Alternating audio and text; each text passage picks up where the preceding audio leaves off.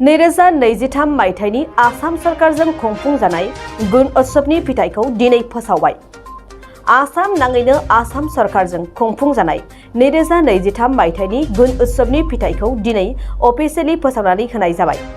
मख'नो गोनांदि 2023 इं मायथाइनि गुण उत्सव आनजादखौ आसाम नाङैनो गासै 44,27,907 फरायसाफोरा लिरदोंमोन। बेबायदिनो गासै गं 44,530 फरायसालिफोराव गुण उत्सव आनजादखौ खुंफुंनाय जादोंमोन आरो बे आनजादनि फिथाइखौ दिनै अफिसियेलि फोसावनानै होनाय जाबाय।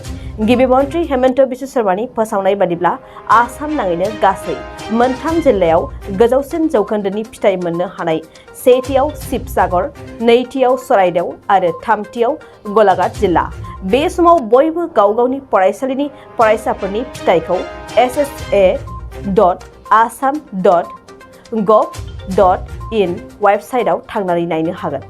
क'क्राझार सहरनि साखाथि थिथागुरियाव थानाय मानास पाब्लिक स्कुला 2023-24 सोलोंथाइ बोसोरनि गोदान मुं थिसननाया सोलिगासिनो। थिथागुरियाव थानाय इंराजि बिजोंनि मानास पाब्लिक स्कुलाव दासान्दि नार्सारिनिफ्राय 7 थाखोसिम गोदानै मुं थिसननाया सोलिगासिनो।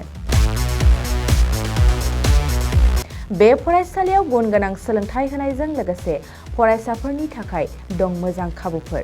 थाखो फोरोंथायनि अनगायैबो yoga classes, basic computer education, English speaking skills, maths and science projecting, highly experienced faculty आरो स्मार्ट क्लासेसनि खाबुफोर दं।